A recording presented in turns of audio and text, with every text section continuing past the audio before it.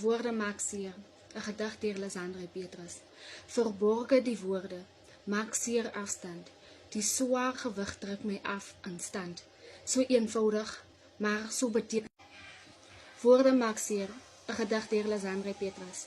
Verborge die woorde, maak seer afstand. In die swaar gewig druk my af in stand. So eenvoudig, maar so betekenisvol. Die seer wat verwoord word, is te blywend. Dit is 'n gebrokenheid wat niemand kan hersien. Komposisie van medelewe wat deur homself geskep. Dit veroorsaak 'n seer waar niks verander.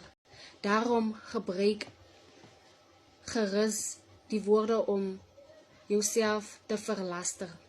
'n Magdom van betekenis waaruit jy kies van hartseer tot liefde en ook van lyding. Kom verwoord die gevoel wat jy binne-in voel, die ander se sê. 'n Gedig deur Lizandre Petrus. Woorde maak seer.